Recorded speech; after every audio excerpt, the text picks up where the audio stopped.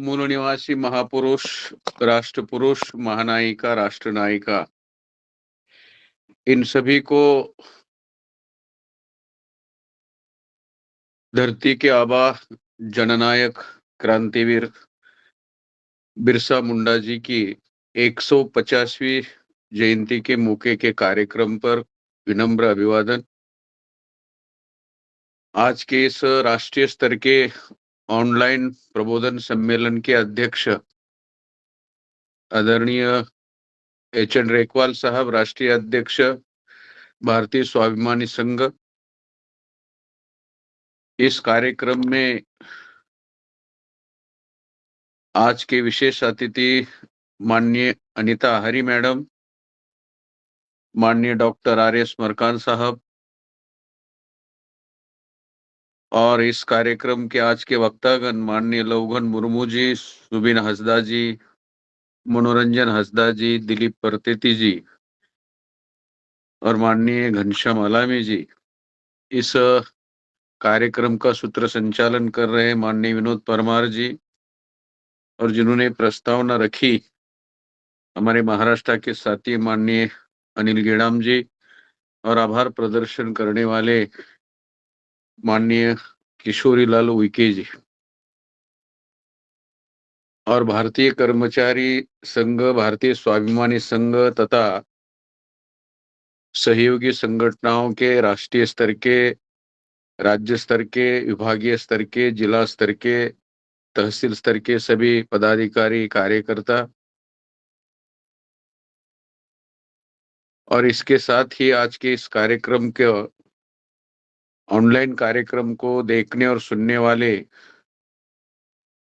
भारतीय कर्मचारी संघ और भारतीय स्वाभिमानी संघ और सहयोगी संगठन के अलावा अन्य संगठनों के पदाधिकारी एवं कार्यकर्ता साथियों, भारतीय कर्मचारी संघ और भारतीय स्वाभिमानी संघ केंद्रीय यूनिट नई दिल्ली द्वारा मुझे इस कार्यक्रम में उद्घाटक के तौर पर बुलाया, इस कार्यक्रम का उद्घाटन करने का अवसर दिया। इसलिए भारतीय कर्मचारी संघ और भारतीय स्वाभिमानी संघ केंद्रीय यूनिट नई दिल्ली को मैं धन्यवाद देना चाहूंगा। और इस कार्यक्रम का ऑनलाइन राष्ट्रीय स्तर के कार्यक्रम का उद्घाटन हुआ, ऐसा मैं घोषित करता हूं। साथियों, आज धरती के आबा, क्रांतिवीर, जननायक बिरसा मुंडा जी की शतकोत्तर स्वर्ण जयंती है, 150वीं जयंती है, और ये इस 150वीं जयंती की आप सभी को हार्दिक शुभकामनाएं। भारतीय कर्मचारी संघ और भारतीय स्वाभिमानी संघ द्वारा इस कार्यक्रम को राष्ट्रीय स्तर पर लेने का जो निर्णय किया गया, इसका एक कारण है, और कारण यह है कि महाराष्ट्र की राज्य स्तर की मीटिंग में माननीय सटवाजी नखाते, नांदेड़ महाराष्ट्र, इन्होंने एक प्रस्ताव रखा था, और ये प्रस्ताव ये था कि 15 नवंबर को धरती आबा, जननायक, क्रांतिवीर भगवान बिरसा मुंडा जी की जयंती है, और ये जयंती राष्ट्रीय स्तर पर होनी चाहिए। तो हमने महाराष्ट्र की मीटिंग में ही निर्णय लिया, और ये निर्णय फिर नेशनल लेवल की जो हमारी मॉनिटरिंग कमेटी है इसमें रखा, और सभी ने इसको मंजूरी दे दी। इसलिए सभी सीईसी साथियों का, मॉनिटरिंग कमेटी के सदस्यों का और महाराष्ट्र यूनिट का भी मैं विशेष आभार व्यक्त करूंगा। और इस प्रस्ताव के तहत एक निर्णय हुआ कि 15 नवंबर की सुबह जहां जहां भी हमारा यूनिट है या कार्यकर्ता है, अगर यूनिट है तो हॉल में या किसी कार्यकर्ता के घर में ये कार्यक्रम लेना चाहिए। अगर केवल एक कार्यकर्ता है तो कार्यकर्ता उसके घर में जननायक बिरसा मुंडा जी की तस्वीर लगाकर फूल माला पहननी चाहिए, और ज्यादा लोग है तो प्रबोधन का कार्यक्रम होना चाहिए। दूसरा निर्णय ये हुआ कि 15 नवंबर 2025 से लेकर 14 नवंबर 2026 तक भारतीय कर्मचारी संघ और भारतीय स्वाभिमानी संघ द्वारा जितने भी कार्यक्रम देश भर में होंगे, वे सारे कार्यक्रम जननायक बिरसा मुंडा जी को समर्पित किए जाएंगे। उनकी शतकोत्तर स्वर्ण जयंती को समर्पित किए जाएंगे। और तीसरा निर्णय ये लिया गया कि 15 नवंबर को, मतलब आज 2025 को शाम 7 बजे से लेकर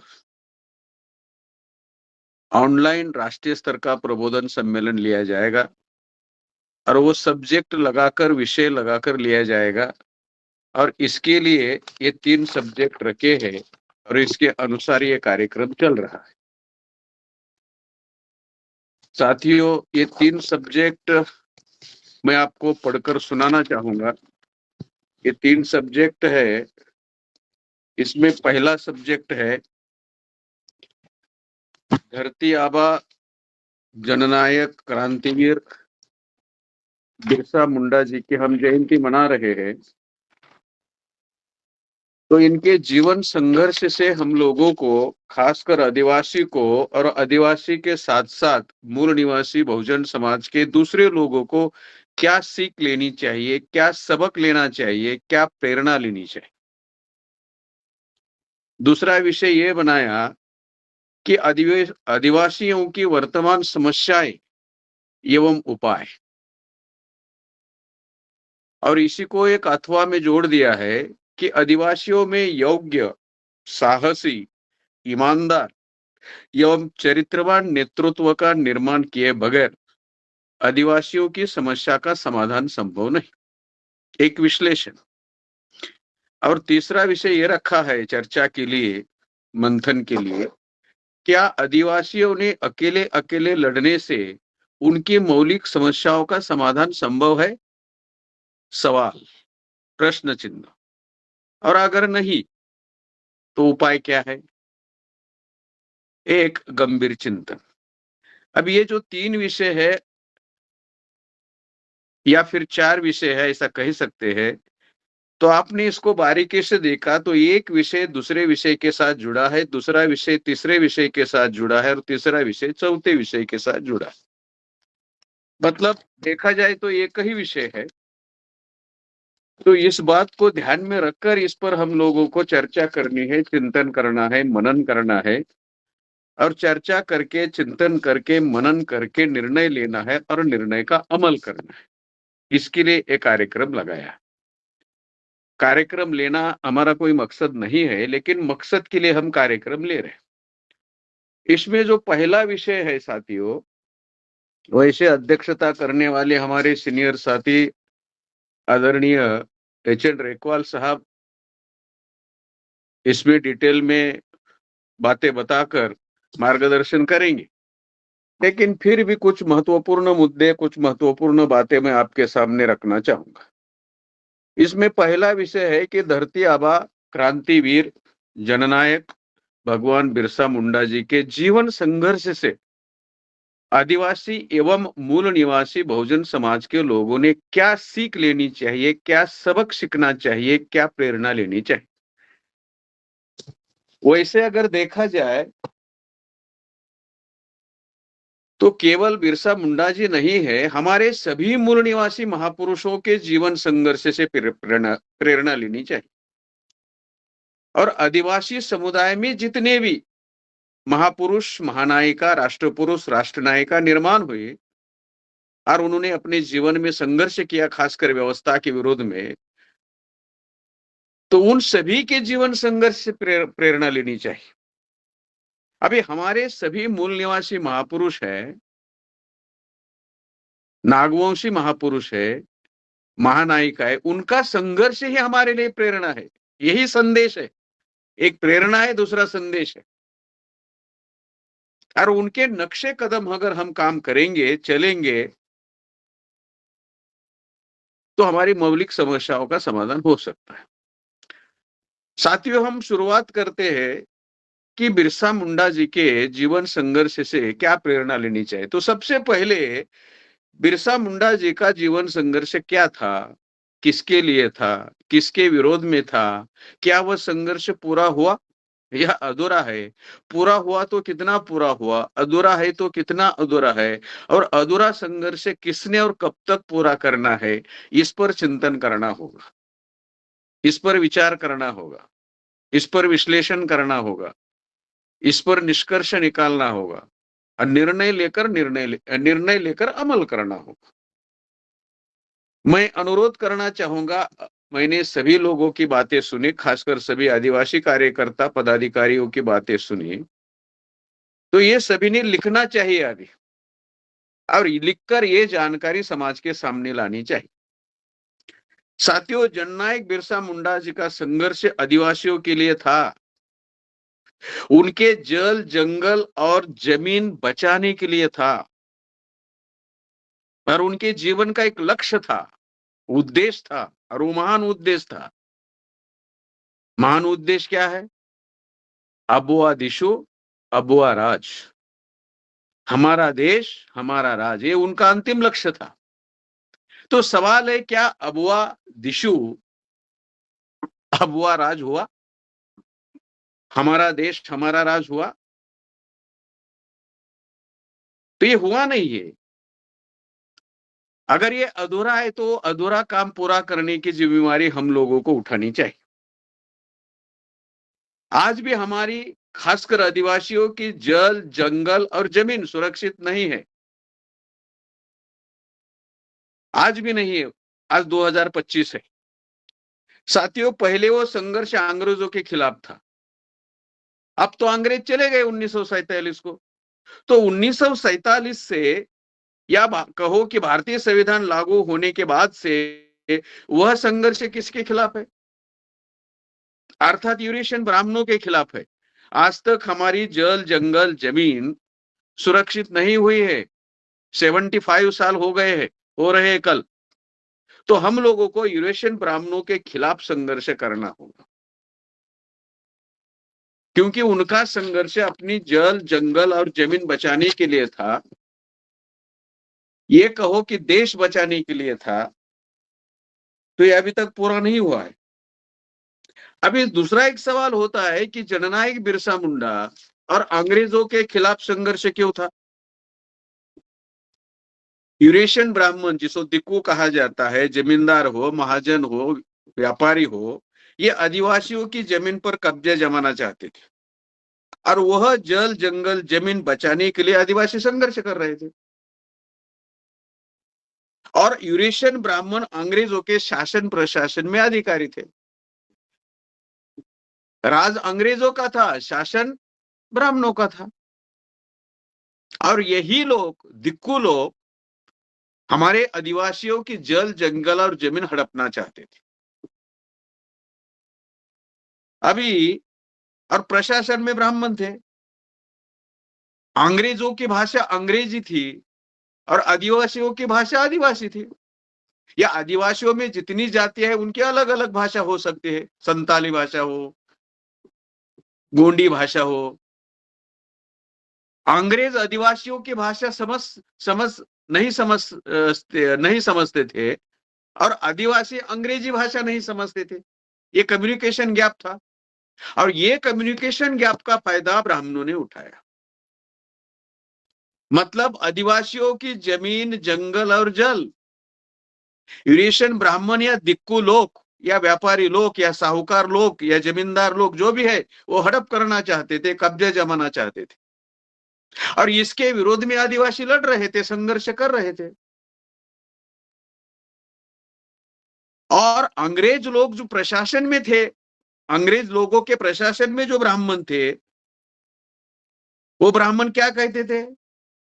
वो ब्राह्मण कहते थे अंग्रेजों को, अरे ये लोग आपके विरोध में लड़ रहे हैं, आपके सरकार के विरोध में लड़ रहे हैं, आपकी सत्ता के विरोध में लड़ रहे हैं, ये बागी लोग हैं, विद्रोही लोग हैं, सरकार द्रोही लोग हैं।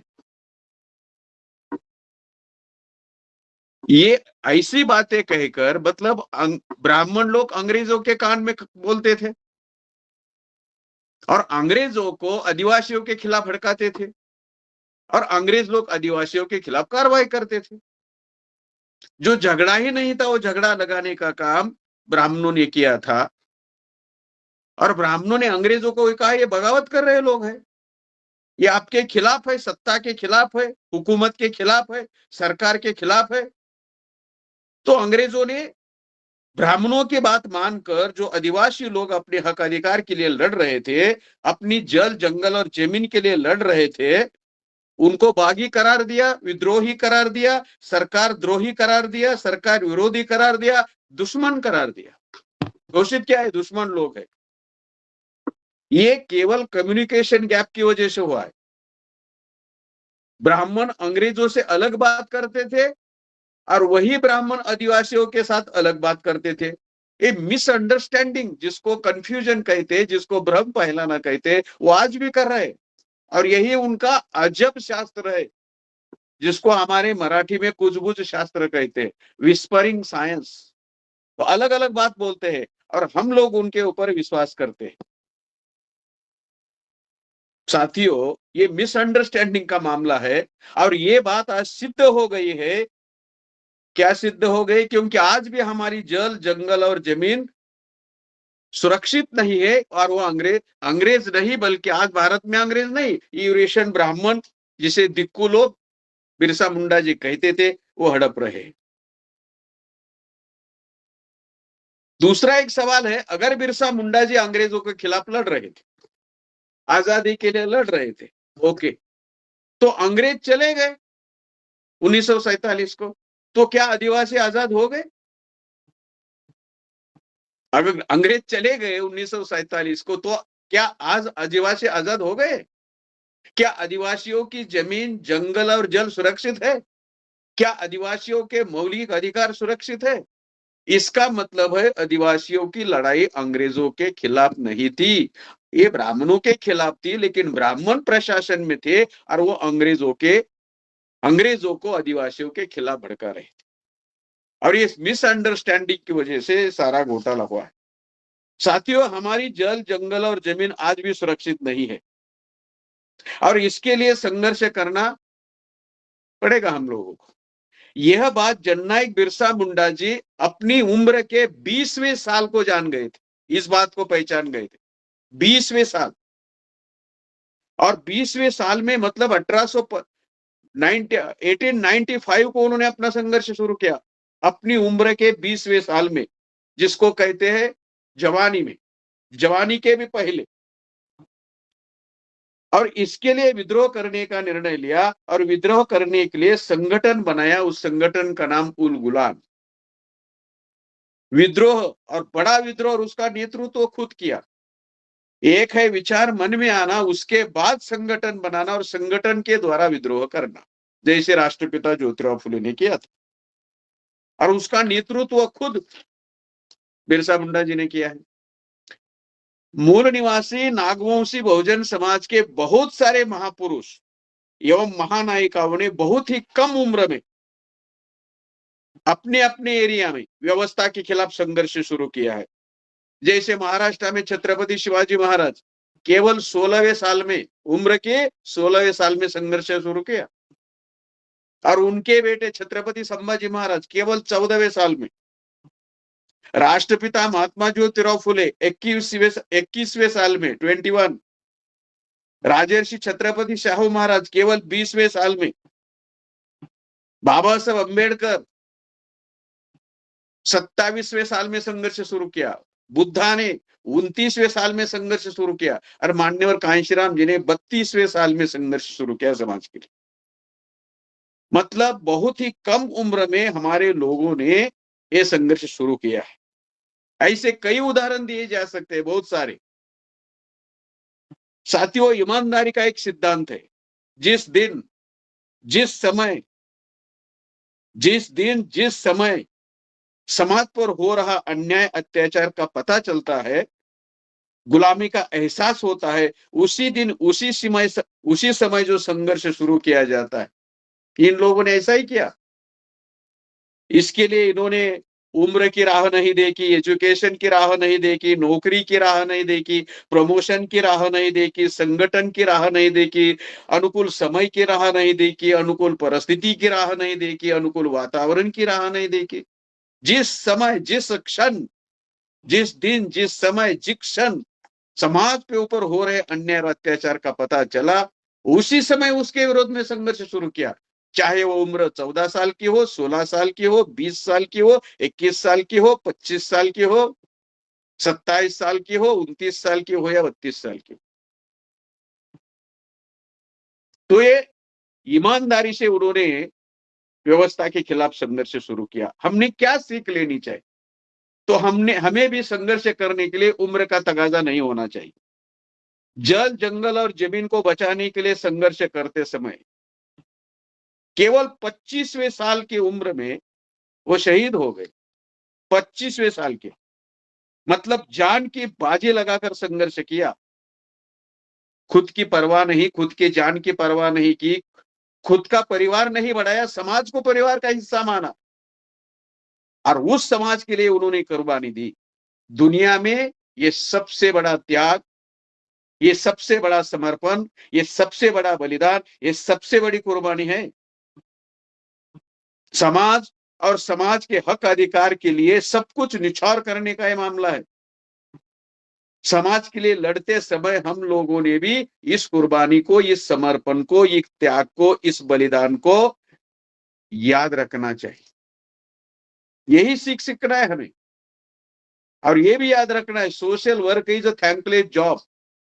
ये काम करने के बाद कोई आपका आभार व्यक्त करने वाला है ऐसा नहीं होने वाला है। कोई भी आपका आभार व्यक्त करने वाला नहीं, बल्कि ज्यादा समस्याएं आपके सामने खड़ी कर सकता है।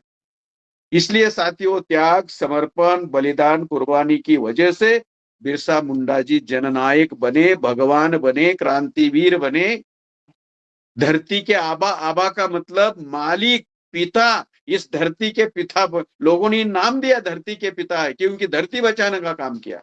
आबा का मतलब है मालिक, पिता।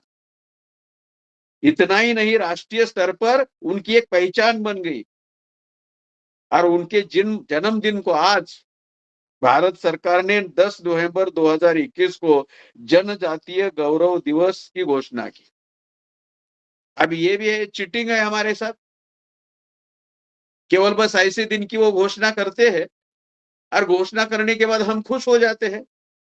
अभी बहुत सारे लोग बोले कि किसी प्रकार का कोई गौरव वाला तो मामला नहीं बन रहा है हमारा,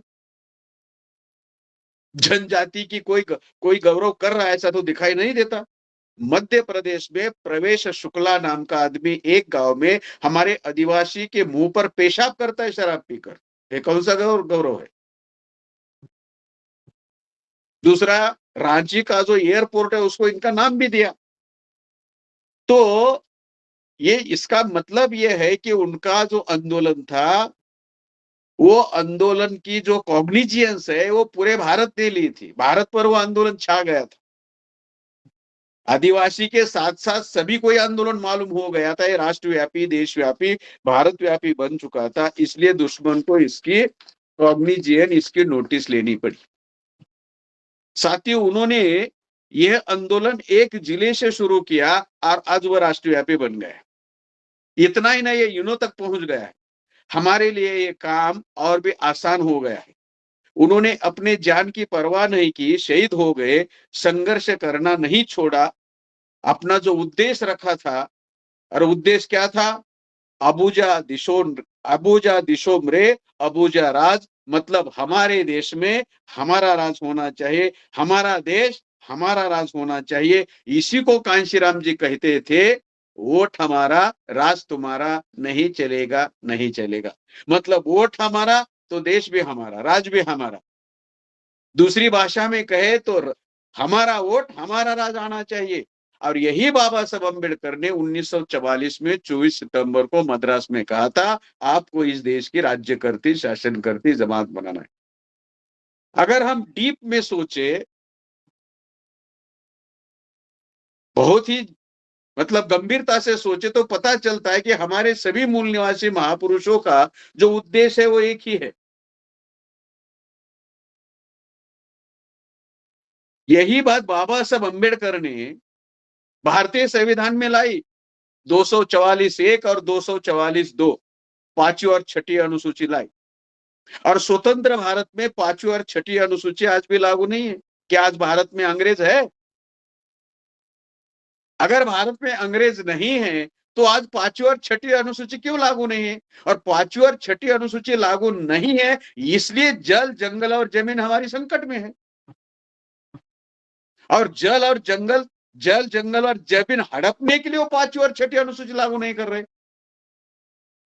तो उस समय वो कहते हैं कि अंग्रेजों के खिलाफ लड़ रहे थे, तो यहां सिद्ध होता है कि वो अंग्रेजों के खिलाफ लड़े होंगे, लेकिन प्रशासन ब्राह्मण चलाता था और जमीन हड़पने का काम भी ये दिक्कू लोग करते थे, उनके खिलाफ उनका संघर्ष था। अगर अंग्रेज हमारा दुश्मन था तो वो चले जाने के बाद भारतीय संविधान लागू होने के बावजूद भी पांचवी और छठी अनुसूची क्यों नहीं लागू हो रही? इसका मतलब आदिवासियों का असली दुश्मन अंग्रेज नहीं है। इसलिए आदिवासियों को अपना असली दुश्मन कौन है ये पहले जानना और समझना होगा। पहले अंग्रेज हमारी जल, जंगल, जमीन हड़पना चाहते थे, अब यूरेशियन ब्राह्मण हड़पना चाहता है। और हड़पना नहीं, हड़प रहा है। इस बात को लोगों ने बोलना नहीं चाहिए। हमें क्या सीख लेनी इसके बारे में मैं बोल रहा हूं। और यूरेशियन ब्राह्मणों के साथ रहकर, उनके साथ मिलकर काम करने से, उनके नेतृत्व में काम करने से या उनके मार्गदर्शन में काम करने से हमारी किसी भी समस्या का समाधान होने वाला नहीं। ये आज तक का अनुभव बताता है। इस बात को ध्यान में रखकर हम लोगों को काम करना होगा, यही सीख लेनी होगी। दूसरा साथियों, कि हमारे बहुत सारे महापुरुष एवं महानायिकाओं ने हमारे ही लोगों की मदद से, जितने भी हमारे महापुरुष थे, महानायिकाएं थी, उनको हमारे ही लोगों की मदद से मारा है। छत्रपति शिवाजी महाराज को मारने के लिए हमारे लोगों की मदद ली। संभाजी महाराज को मारने के लिए, औरंगजेब के हाथों पकड़वाने के लिए हमारे लोगों की मदद ली। उमाजी राजे नाइक इनको मारने के लिए, अंग्रेजों के साथ पकड़वाने के लिए हमारे लोगों की मदद ली। शाहू महाराज को मारने के लिए हमारे लोगों की मदद ली। वैसे फुले को मारने के लिए हमारे ही लोग भेजे गए थे। वैसे बिरसा मुंडा जी को भी मारने के लिए हमारे ही लोगों की मदद ली। और केवल 500 रुपए के लालच में उस आदमी ने बिरसा मुंडा जी का गुप्त स्थान बताया, बिरसा मुंडा जी को पकड़ाया और फिर उनको जहर देकर मारा। और पोस्टमार्टम में कहा गया कि हैजा हो गया। हो सकता है जिन्होंने 500 रुपए लिया या 500 रुपए दिया, ये कहानी रची होगी, ये सारा खेल ब्राह्मणों ने किया है। हमारे लोगों को बदनाम करने के लिए वो ऐसा करते हैं। तो इन सारी बातों से हमें ये सीखना है कि हम इस बातों से सतर्क रहना है काम करते समय। अंग्रेजों को उनके गुप्त स्थान का उन्होंने पता बताया और उनको पकड़ा हुआ, और रांची के जेल में जहर देकर उनकी मृत्यु हो गई। और वो स्लो पॉइजनिंग था। और आज तक जितने भी हमारे पुरखे मरे हैं, महापुरुष मरे हैं, उनको उन्होंने ऐसा ही जहर दिया है। उस जहर की एक विशेषता है, वह जहर जिस चीज में मिलाया जाए उस चीज जैसी बास आती है, टेस्ट आती है, रंग आता है। दूध में मिलाओ तो दूध की टेस्ट आती है, दूध का कलर आता है। चाय में मिलाओ तो चाय की कलर आती है, चाय की टेस्ट आती है। और वो आदमी धीरे धीरे मरता है। और पोस्टमार्टम से भी पता नहीं चलता कि ये किसकी वजह से मर गया। इतना भयानक जहर है। वही बुद्धा को दिया था, वही बाबा साहब को दिया था, वही शिवाजी महाराज को दिया था, वही शाहू महाराज को दिया था। यही प्रयोग शायद किया होगा। तो ये सारी बातों से हम लोगों को निर्णय लेना होगा, इससे कुछ सीखना होगा, सबक सीखना होगा। बाबा साहब ही कहते हैं, इतिहास से सबक नहीं सीखोगे तो इतिहास सबक सिखाता है। हो सकता है कि इसमें हमारे लोगों को बदनाम करने की, खासकर बिरसा मुंडा जी के बारे में कथा का निर्माण किया हो, इससे हम लोगों को इस साजिश के पीछे ऋषण ब्राह्मण हो सकते हैं, यही अनुभव बताता है, कहता है। इसलिए ब्राह्मणों से सावधान और सतर्क रहने की आवश्यकता है। मैं इसलिए बोल रहा हूं कि हमारे लोगों को लगता है कि ब्राह्मणों के साथ मिलकर काम करने से उनके साथ रहकर काम करने से, उनके मार्गदर्शन में काम करने से, उनके नेतृत्व में काम करने से हमारी समस्या का समाधान होगा? बिल्कुल नहीं होगा। इतिहास बताता है, और 3000 साल का इतिहास बताता है कि उनके साथ रहने से उनका सत्यानाश हुआ। अभी ओबीसी उनके साथ है, क्या ओबीसी को अधिकार मिले? कालेलकर लागू हुआ, मंडल लागू हुआ, उनकी जनगणना हुई, उनकी जनसंख्या के अनुसार अनुसार उनका अधिकार उनको मिला? कुछ नहीं। आरएसएस वाले तो कहते हैं कि ओबीसी और हमारा डीएनए एक है, फिर भी नहीं मिल रहा। तो खुश करने के लिए वो बोल देते हैं। तो इन सारी बातों से हम लोगों को सीख लेनी चाहिए, सबक सीखना चाहिए और इससे सतर्क रहना चाहिए। साथियों, दूसरा एक सब्जेक्ट है कि आदिवासियों की वर्तमान समस्याएं और उपाय, और उसके साथ जुड़ा हुआ एक विषय है कि आदिवासियों में योग्य, साहसी, ईमानदार और चरित्रवान नेतृत्व का निर्माण किए बगैर उनकी समस्याओं का समाधान संभव नहीं। एक विश्लेषण। सबसे पहले समस्या क्या है? साथियों, अभी 5वीं और 6ठी अनुसूची लागू न करना, ये हमारी पहले नंबर की समस्या है। 244 एक और 244 दो। दूसरी, आदिवासियों के विरोध में नए नए कानून बनाना, जैसे जन सुरक्षा वैसे वन सुरक्षा के नाम पर वो जंगल खाली करने का कानून बना रहे। आदिवासियों को हिंदू घोषित करना, अभी मेरे पास कोर्ट का ऑर्डर है कि आदिवासी हिंदू नहीं, और वो आदिवासियों को हिंदू बनाने के पीछे लगे हैं। फिर आदिवासियों को नक्सलवादी घोषित करना, किया है उन्होंने, क्योंकि आदिवासी जहां बसते हैं, रहते हैं, उनके पीछे ऐसे मूल्यवान मूल्यवान धातु है जिनकी कीमत 90 लाख हजार करोड़ से भी ज्यादा है। अगर 35% रॉयल्टी भी मिलती है ना आदिवासियों को, तो भी भारत का हर आदिवासी करोड़पति बन सकता है, हर आदिवासी, और उनकी हर समस्या का समाधान हो सकता है, लेकिन वो लागू नहीं कर रहे। दूसरा, आदिवासियों का अलगीकरण करना, एससी से अलग कर रहे हैं, ओबीसी से अलग कर रहे हैं, एनटी-डीएनटी से अलग कर रहे हैं, ये जैनों से अलग कर रहे हैं, बौद्धों से अलग कर रहे हैं, क्रिश्चियनों से अलग कर रहे हैं, मुसलमानों से अलग कर रहे हैं, सिखों से अलग कर रहे हैं, लिंगायतों से अलग कर रहे हैं, अलग अलग कर रहे हैं, अलगीकरण, सेग्रीगेशन कर रहे हैं, यही समस्या है। दूसरा, एजुकेशन, नौकरी, प्रमोशन का बैकलॉग भरा पड़ा है। संवैधानिक जितना हमें प्रतिनिधित्व, रिजर्वेशन या रिप्रेजेंटेशन दिया है, अभी तक बैकलॉग है, लागू नहीं हुआ है। अन्य अत्याचार बढ़ रहे हैं। अभी मैंने कहा, प्रवेश शुक्ला नाम के आदमी ने हमारे आदिवासी के मुंह पर पेशाब किया, और वो भी शराब पीकर, सबके सामने। और दूसरा, आपने देखा मणिपुर में हमारी आदिवासी महिलाओं को विवस्त्र करके नंगा घुमाया रास्ते पर, और उसमें एक जवान की पत्नी थी, जो जवान देश की रक्षा के लिए, देश में, देश की बॉर्डर पर है हमारी रक्षा करने के लिए। मतलब अन्य अत्याचार चरम सीमा पर पहुंच गया है। दूसरा, सबसे बड़ी और एक नंबर के, इसके बाद अभी अभी जो बताया ना अभी लोगन मुर्मू जी ने, कि आदिवासी और एसटी अलग अलग है, ये कंफ्यूजन बढ़ाया, ये भी एक समस्या बन गई है। आदिवासी ही मूल निवासी है, दूसरे लोग नहीं है, ये भी एक नया कंफ्यूजन है। मतलब सेग्रीगेशन का मामला है, और ये जानबूझकर बढ़ाने का काम करते। और 10 नंबर की सबसे बड़ी समस्या है साथियों, जिसको विषय बनाया है कि योग्य, साहसी, ईमानदार और चरित्रवान नेतृत्व का अभाव है। और ये सारे गुण हमारे महापुरुषों में, महानायिकाओं में थे। हमारे जननायक, क्रांतिवीर, धरती के आबा भगवान बिरसा मुंडा जी में ये सारे गुण थे, हमारे हर महापुरुष में थे। साथियों, आज हमारी हजारों संगठनाएं और हमारी हजारों समस्याएं भी, लेकिन सबसे पहले और एक नंबर की समस्या है कि हम किसी भी समस्या का समाधान करने लायक नहीं। हमारी एक से गिनो तो 1000 तक जाएगी, 1000 से भी ज्यादा। लेकिन पहले नंबर की समस्या है कि हम किसी भी समस्या का समाधान करने योग्य नहीं है, लायक नहीं है, सक्षम नहीं है। हाँ, व्यक्तिगत स्तर पर हम हमारी समस्या का समाधान कर सकते हैं, लेकिन सामूहिक स्तर पर हम हमारी समस्याओं का समाधान नहीं कर सकते। व्यक्तिगत स्तर पर मतलब बच्चों को पढ़ा सकते हैं, बेटी की शादी कर सकते हैं, मकान बनवा सकते हैं, ये व्यक्तिगत समस्याओं का समाधान, बीमारी दूर कर सकते हैं।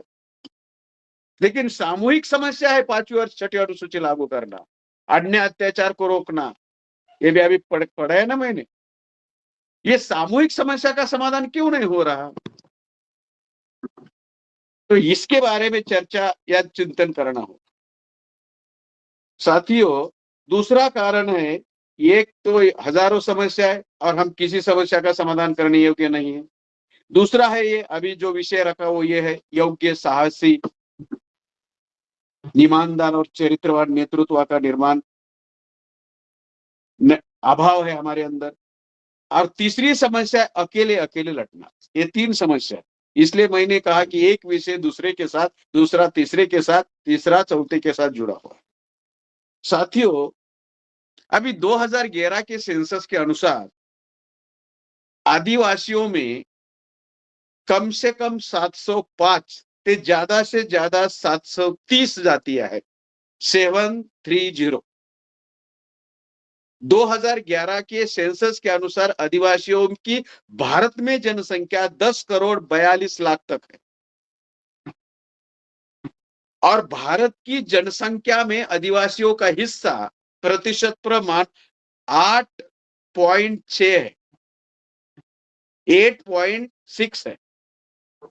और आदिवासियों में लगभग 25,000 संगठन है, लगभग। इसके अलावा कई राजनीतिक पार्टियां भी है, जैसे झारखंड मुक्ति मोर्चा है या भारत आदिवासी पार्टी है बाप। हमारे भारत में कम से कम 5 जाति वाले राज्य है और ज्यादा से ज्यादा 62 जाति वाले राज्य है। 5 जाति वाले आदिवासी की 5 जाति वाले राज्य है नागालैंड और यूनाइटेड किंगडम है, सॉरी, उत्तराखंड। और 62 जाति जिसमें 62 वो उड़ीसा है। तो ये हमारी आज की स्थिति है, मतलब बहुत ताकत है हमारी। तो समस्या और समस्या का सिद्धांत क्या है? समस्या केवल गुलामों की होती है, आजाद लोगों की नहीं। आदिवासियों की समस्या है क्योंकि आदिवासी गुलाम है, ब्राह्मणों की कोई समस्या नहीं है। दूसरा,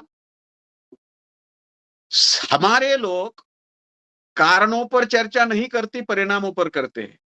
आज जो भी मैंने समस्या गिनाई वो परिणाम है, कारण नहीं है। लेकिन हमारे लोग जब भी चर्चा करते, कारणों पर चर्चा नहीं करते, परिणामों पर चर्चा करते। और जब तक हम कारणों पर चर्चा नहीं करेंगे, कारण बरकरार रहेंगे, और जब तक कारण बरकरार रहेंगे तब तक समस्या रहेगी। अभी जितनी भी मैंने अभी 10 समस्याएं बताई, ऐसे हजारों है। उसका कारण है ब्राह्मणों के हाथ व्यवस्था है, बस ये मूल कारण है। दूसरा साथियों, दुनिया में हर व्यक्ति से लेकर देश तक समस्या है। मतलब हर व्यक्ति की समस्या है, चाहे वो मजदूर हो या राष्ट्रपति हो, समस्या है। हर व्यक्ति को, हर देश को समस्या है। लेकिन दुनिया में ऐसी एक भी समस्या नहीं है जिसका समाधान नहीं है। हर एक को समस्या है और हर समस्या का समाधान भी है। और लोकतंत्र में समस्या का समाधान करने के लिए बाबा साहब ने व्यवस्था बनाई है। अगर गांव की समस्या है तो ग्राम पंचायत, तालुका की समस्या है तो तालुका पंचायत, जिले की समस्या है तो जिला परिषद, राज्य की समस्या है तो विधानसभा, देश की समस्या है तो लोकसभा, संसद, और दुनिया की समस्या है तो ये सब पंचायत है समस्याओं का समाधान करने के लिए। ये समस्या का सिद्धांत हम लोगों को मालूम होना चाहिए अगर हम समस्याओं का समाधान करना चाहते हैं तो। साथियों, इसमें एक और मुद्दा है कि योग्य, साहसी, ईमानदार एवं चरित्रवान नेतृत्व का अभाव। साथियों, योग्य का क्या मतलब है? समाज की समस्या की समाज की समस्याओं की समझ जिसको है वो योग्य है। आज हमारे समाज की समस्या क्या है, इसकी समझ, अंडरस्टैंडिंग होनी चाहिए, उसको योग्य कहा जाता है। साहस का क्या मतलब है? दुकान से साहस नहीं मिलता, साहस उधारी पर भी नहीं मिलता, साहस मांग कर भी नहीं मिलता। इन बिल्ड होना चाहिए, हमारे अंदर होना चाहिए वो साहस। और साहस का दुनिया का सबसे बेहतरीन उदाहरण बिरसा मुंडा जी है। क्या साहस है उनका। उम्र की 20वें साल से उन्होंने संघर्ष शुरू किया और महज 5 साल में शहीद हो गए। 25वें साल में, आइन जवानी में। क्या साहस है ये। समाज के लिए, जल जंगल जमीन के लिए, हमारे देश में हमारा राज होना चाहिए, इस लक्ष्य के लिए तो साहस होना चाहिए। और केवल बोलने मात्र से नहीं, कृति से होना चाहिए। केवल बोलने मात्र से नहीं होना चाहिए। दूसरा, ईमानदार होना चाहिए। और वो ईमानदार भी क्या, सोशल ऑनेस्टी होनी चाहिए, सामाजिक ईमानदारी। केवल ईमानदार नहीं, सामाजिक ईमानदार होना चाहिए और चरित्रवान होना चाहिए। साथियों, चरित्र का संबंध केवल व्यभिचार से नहीं है, चरित्र का संबंध केवल अनैतिकता से नहीं है, तो चरित्र का संबंध झूठ बोलने से भी है। झूठ बोलना भी चरित्रहीनता है, किसी को फंसाना भी चरित्रहीनता है, किसी का विश्वासघात करना भी चरित्रहीनता है, भरोसेमंद लोगों का भरोसा तोड़ना भी चरित्रहीनता है,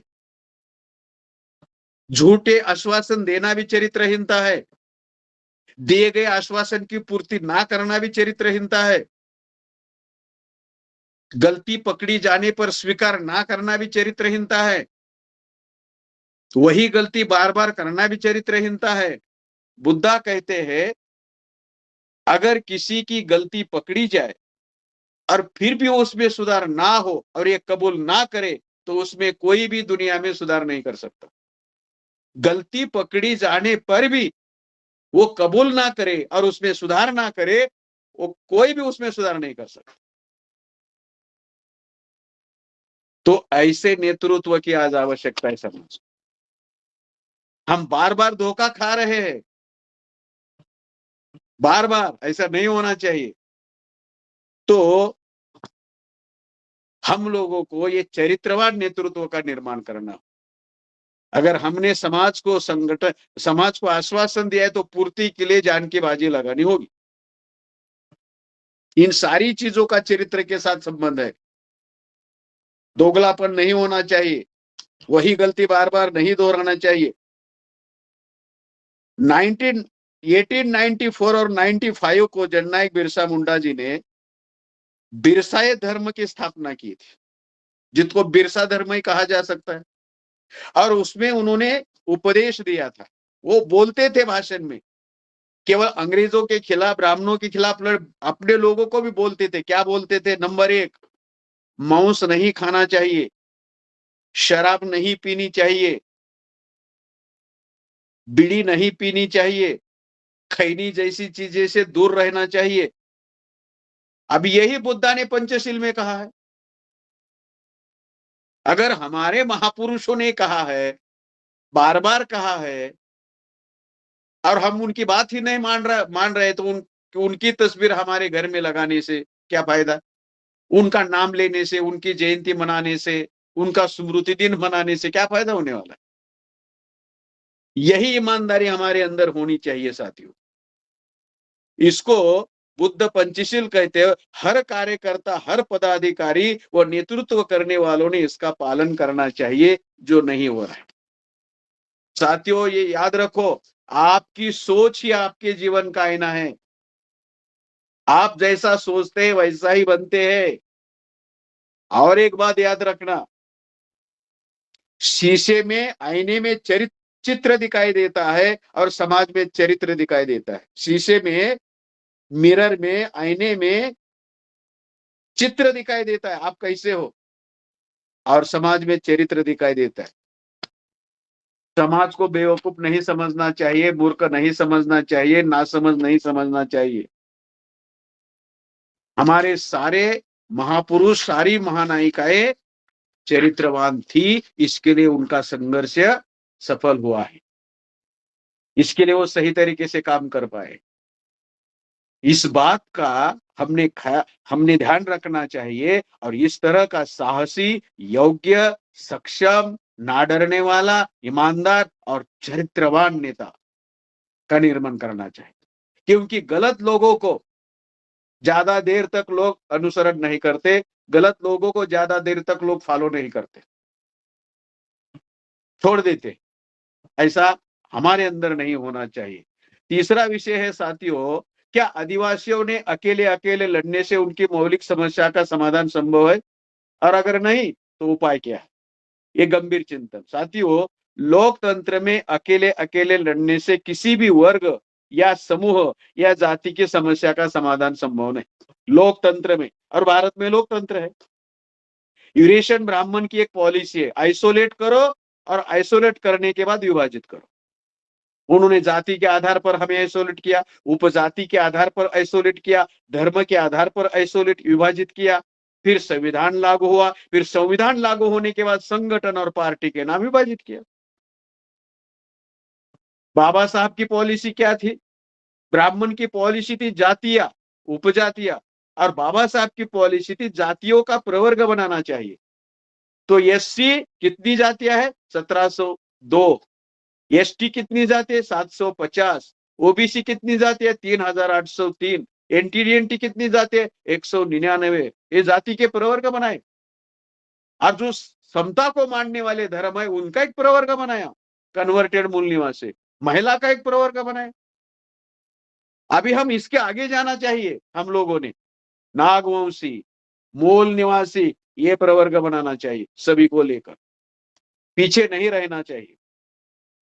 साथियों को ब्राह्मण की एक पॉलिसी, वो आदिवासियों को नक्सलवादी कहते हैं, वो मुस्लिम को आतंकवादी कहते हैं, दहशतवादी कहते हैं, अपर कास्ट ओबीसी को जातिवादी कहते हैं, जैसे महाराष्ट्र में मराठा, नॉर्थ इंडिया में जाट ठाकुर, राजस्थान में गुर्जर, साउथ में रेड्डी कम्मू कापू, गुजरात में पटेल, इनको जातिवादी कहते हैं। और जो एससी के लोग हैं उनको आरक्षणवादी कहते हैं, और ब्राह्मण खुद को राष्ट्रवादी कहता है। ये उन्होंने पॉलिसी बनाई और मीडिया के द्वारा इसका प्रचार किया जाता है। साथियों, इसमें आदिवासियों को नक्सलवादी क्यों बनाया गया है? वो ब्राह्मण ऐसा क्यों करते हैं? जब तक इसके तह तक आप नहीं जाओगे, जड़ तक नहीं जाओगे, उपाय नहीं होगा। आप इलाज नहीं कर सकते। देख लीजिए, गैर आदिवासियों का समर्थन ना मिले इसलिए आदिवासियों का सेग्रीगेशन करते हैं। आदिवासियों को उनकी समस्या का समाधान करने के लिए आंदोलन करना है, कोई भी काम करना है, मिशन चलाना है, तो गैर आदिवासियों का समर्थन नहीं मिलना चाहिए। जैसे उन्होंने क्या किया देखो, 1978 को बौद्धों को मारा, तो दूसरे लोगों ने सोचा कि हमारा क्या संबंध है, वो बौद्ध देख लेंगे। फिर 1984 को सिखों को मारा, 10,000 सिखों का कत्लेआम किया, तो बाकी लोगों ने सोचा हमारा क्या संबंध है, वो सिख देख लेंगे। फिर 1992 को मुसलमानों को मारा बंबई में दंगे फसाद करके, तो बाकी लोगों ने सोचा हमारा क्या संबंध है, वो मुसलमान देख लेंगे। फिर 2000 को क्रिश्चियन लोगों को मारा, और खासकर उड़ीसा में मारा, और उसका नाम ईसाई मशीनरी स्टेन्स, और उनकी मिसेस को जलाकर मारा। मारने वाला दारा सिंह था, और वो बजरंग दल का और विश्व हिंदू परिषद का कार्यकर्ता था। 2005 को ओबीसी को मारा, ओबीसी को super speciality courses and higher education में आरक्षण ना मिले, इसके लिए अरविंद केजरीवाल ने आंदोलन चलाया। इसके लिए अरविंद केजरीवाल ने 2 संगठन निकाले, India against corruption and equality, youth for equality. और काम कौन सा किया? ओबीसी के सुपर स्पेशलिटी कोर्सेज के रिजर्वेशन का विरोध करने का। आप किसका नंबर है? बौद्ध हो गए, क्रिश्चियन हो गए, मुस्लिम हो गए, सिख हो गए, एससी हो गया, नंबर किसका है? ओबीसी हो गए, एसटी का नंबर है। तो मार रहे नक्सलवादी कहकर। जैसे एक अच्छा कुत्ता होता है और उसका प्रचार करो, पागल है, पागल है, पागल है, पागल है, तो कोई आदमी उसको गोली मार देता है। तो लोग कहते हैं अच्छा हुआ पागल था, अगर वो काटता तो मुझे भी 21 इंजेक्शन लेने पड़ते। मतलब सही आदमी को पागल घोषित करना, नक्सलवादी, नक्सलवादी, नक्सलवादी, आतंकवादी, आतंकवादी, आतंकवादी। मुसलमानों ने किसी भी भारत के महापुरुषों को नहीं मारा है, किसी भी। क्या गांधी को मुसलमानों ने मारा था? क्या शिवाजी महाराज को मुसलमानों ने मारा? क्या संभाजी महाराज को औरंगजेब के हाथ मुसलमानों ने पकड़वाया? क्या शाहू महाराज को मुसलमानों ने मारा? हमारे SC ST OBC को मुसलमानों ने तकलीफ दी? क्या वर्ण व्यवस्था, जाति व्यवस्था, अस्पृश्यता मुसलमानों ने निर्माण की?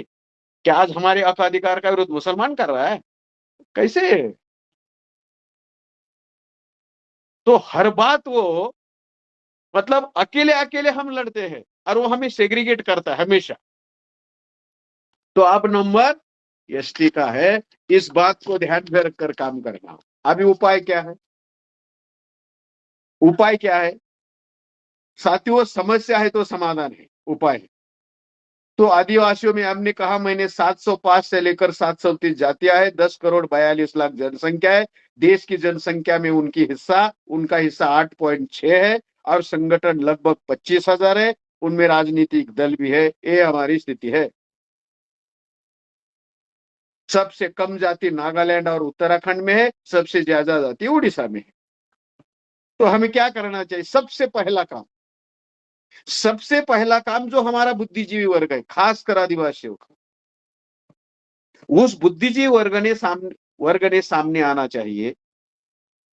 और रिजर्वेशन इन एजुकेशन का क्या उद्देश्य है? समाज पर नियंत्रण करना। इसके लिए उसने समाज के अंदर जाना चाहिए, दिशाहीन लोगों को दिशा देनी चाहिए, असंगठित लोगों को संगठित करना चाहिए, अजागरूक लोगों को जागृत करना चाहिए, नेतृत्वहीन लोगों को नेतृत्व देना चाहिए, प्रबोधन जागरण करना चाहिए, दोस्त और दुश्मन की पहचान करनी चाहिए। इसके लिए बुद्धिजीवी ने आगे आना चाहिए। दूसरा उपाय क्या है? दूसरा मार्ग, आदिवासियों में जितनी जातियां हैं, कम से कम और ज्यादा से ज्यादा, उन हर जाति तक हमें पहुंचना चाहिए। हर जाति तक।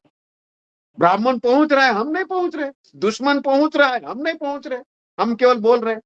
प्रोग्राम बनाना चाहिए।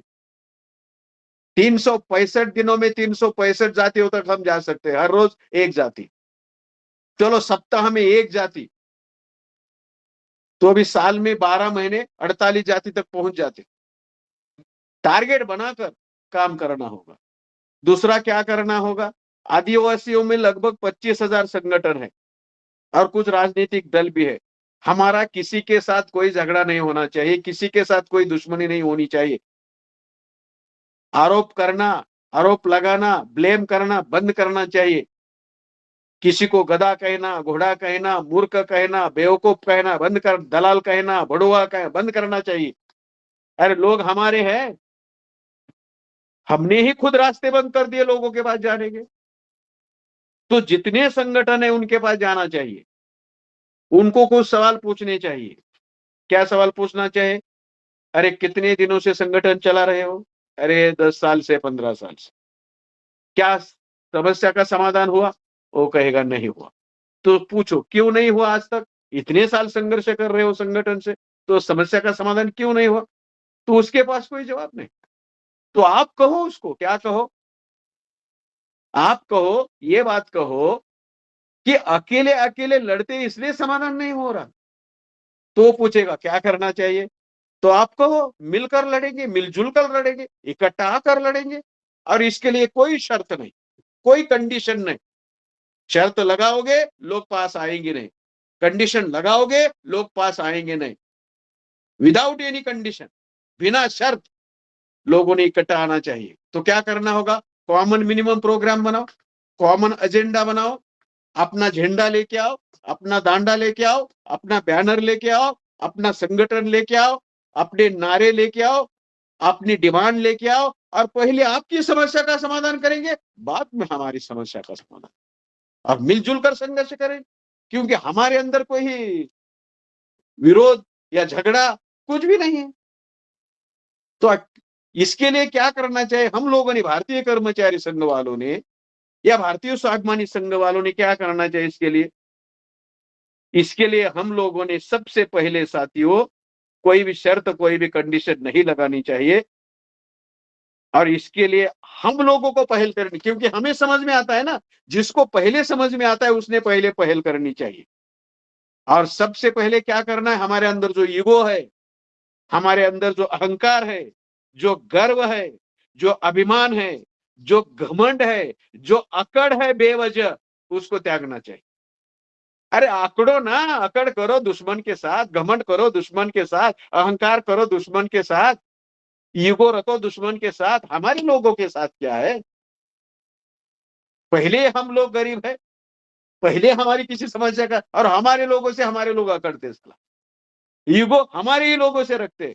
तो हम लोगों ने, भारतीय कर्मचारी संघ वालों ने, भारतीय स्वाभिमानी संघ वालों ने और हमारे जो ऑपोजिट विंग है उन लोगों ने किसी प्रकार का ईगो नहीं रखना चाहिए हमारे संगठन के प्रति, हमारे लोगों के संगठन और राजनीतिक पार्टी के प्रति।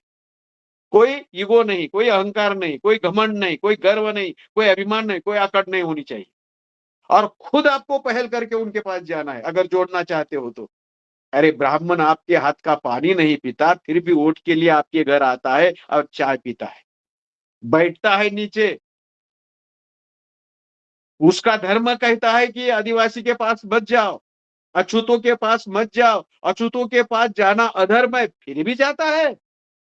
हम क्यों नहीं हमारे भाई के पास जाएंगे? इसके लिए हमारा ईगो, अहंकार, गर्व, अभिमान, घमंड, अकड़, इसको छोड़ना चाहिए, त्यागना चाहिए। क्योंकि ये चीजें लेकर हम इकट्ठा नहीं हो सकते, नहीं आ सकते और मिलजुल कर लड़ाई भी नहीं लड़ सकते। दूसरा साथियों, हमें यह याद रखना है कि हमारे ईगो, अहंकार, गर्व, अभिमान, घमंड, अकड़ से भी ज्यादा महत्वपूर्ण हमारे समाज की समस्या है। हमारा लोकतंत्र महत्वपूर्ण है, हमारा संविधान महत्वपूर्ण है, हमारे अधिकार महत्वपूर्ण है। किसी के ऊपर टीका टिप्पणी करना बंद करना चाहिए, किसको गाली गलौज करना बंद करना चाहिए। जानते अजानते में जो भी होता है, जाने अनजाने में नहीं करना चाहिए। गधा, बेवकूफ, कुछ नहीं करना, भड़वा, दलाल, कुछ नहीं करना चाहिए। हम लोग क्या कर रहे हैं? उनके पास जाने के रास्ते बंद कर रहे हैं। नहीं करना चाहिए, हमारे लोग हैं तो रास्ते खुले रखने चाहिए सर। दूसरा क्या करना चाहिए? चार, गैर आदिवासियों को जोड़ना चाहिए। ये पहला क्या बोला? पहला आदिवासियों को जोड़ना चाहिए, दूसरा गैर आदिवासियों को जोड़ना चाहिए। और गैर आदिवासी कौन है ये मालूम होना चाहिए। एससी 1702 जातियां है, ओबीसी 3803 जातियां है, एनटी 199 जातियां है और कन्वर्टेड मूल निवासी 6 धर्म के लोग हैं। उसमें जैन है, बौद्ध है, क्रिश्चियन है, इस्लाम को मानने वाले मुसलमान है, सिख है, लिंगायत। क्या सिद्धांत है? टेक कोऑपरेशन गिव कोऑपरेशन, साथ लो साथ दो, बिना सहकार नहीं उठता। उनके पास जाए बगैर आपकी समस्या का समाधान होने वाला नहीं। तो हम लोगों को क्या मालूम होना चाहिए कि हमारे जो दूसरे गैर आदिवासी लोग हैं उनकी क्या समस्याएं हैं और उनकी समस्या का समाधान करने के लिए आपको उनका साथ सहयोग देना है और उन्होंने ना मांगते हुए देना है, बिना मांगे। अगर वो नहीं मांगते तो भी साथ सहयोग देना है। मेरी बात ध्यान से सुनो। अगर एससी के लोग आपका साथ सहयोग नहीं मांगते फिर भी देना है, ओबीसी के लोग आपका साथ सहयोग नहीं मांगते फिर भी देना है, एनटी डीएनटी के लोग आपका साथ सहयोग नहीं मांगते फिर भी देना है, मुसलमान, क्रिश्चियन, सिख, लिंगायत, बौद्ध आपका साथ सहयोग नहीं मांगते फिर भी देना है। देकर तो देखो, तो वो सोचेंगे अरे ये तो मांगे बिना साथ सहयोग दे रहे। तो सबसे पहले परिणाम क्या होगा? आपका विरोध खत्म होगा। उनके मन में जो आपके प्रति विरोध की भावना है वो खत्म होगी और धीरे धीरे वो आपका साथ सहयोग देंगे। इसलिए उनकी समस्या भी मालूम होनी चाहिए। एससी की क्या समस्या है? बैकलॉग पूरा नहीं है। दूसरी क्या समस्या है? प्रमोशन नहीं है। तीसरी, अन्य अत्याचार हो रहा है और महापुरुषों का अपमान। यही समस्या ओबीसी की भी है। उनको जातिगत गिनती नहीं, एडिक्वेट रिप्रेजेंटेशन नहीं, मंडल कमीशन लागू नहीं, अन्य अत्याचार कर रहे हैं। अरे किसी वो कथावाचक पर एक ब्राह्मणी महिला ने अपना पेशा फेंक दिया, ओबीसी का कल का है। दूसरा, एनटी की भी यही समस्या है, जाति आधारित गिनती नहीं, एडिक्वेट रिप्रेजेंटेशन नहीं, रेन के इदाते कमीशन लागू नहीं, महापुरुषों का अपमान हो रहा है।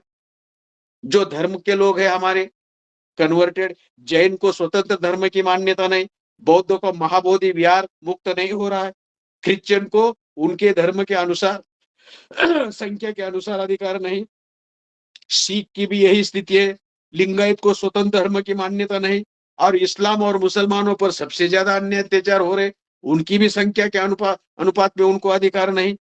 तो सब समस्याग्रस्त लोग हैं। अगर ये इनकी समस्या के लिए आंदोलन कर रहे हैं तो हमको समर्थन देना होगा अपना एजेंडा बैनर संगठन के नाम से। फॉर एग्जाम्पल, अभी मुसलमान लोग अगर उनके ऊपर हो रहे अन्याय अत्याचार के विरोध में आंदोलन कर रहे तो हमें वहां जाना चाहिए।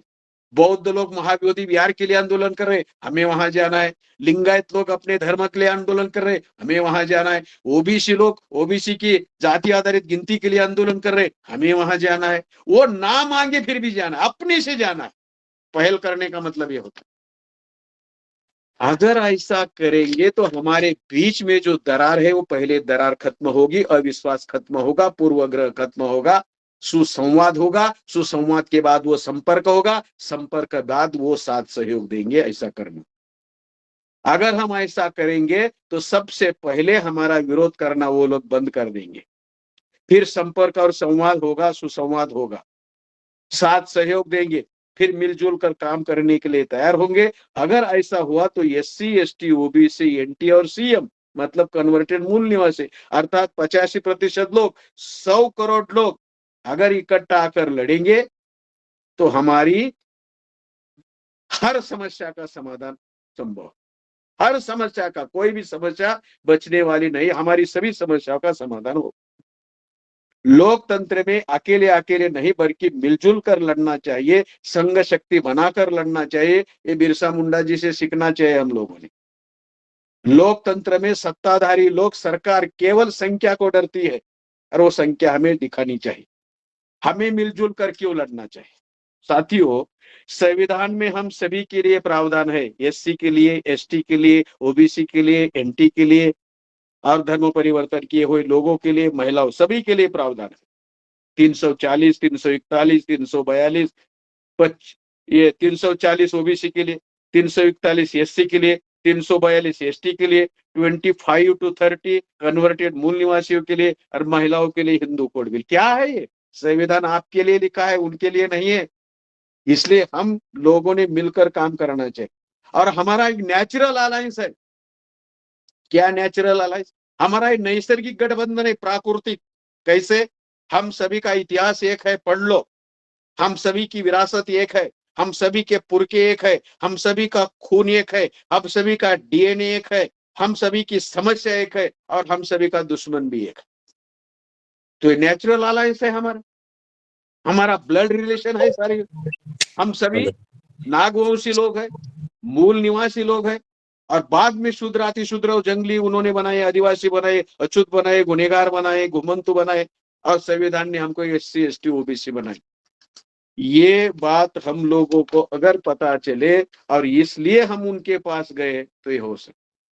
ब्राह्मणों के साथ मिलजुल कर रहने से काम नहीं होने वाला, सतर्क रहना चाहिए। इसलिए बाबा साहब सेपरेट कर रहे थे, गांधी ने ज्वाइन किया। सेपरेट का मतलब है ब्राह्मणों से सेपरेट होने के लिए कह रहे थे, गांधी ने ज्वाइन किया और हमारा सत्यानाश हुआ। तो दोबारा हमको सेपरेट होना चाहिए साथियों। केवल 1 मिनट में लास्ट बात बता रहा हूं।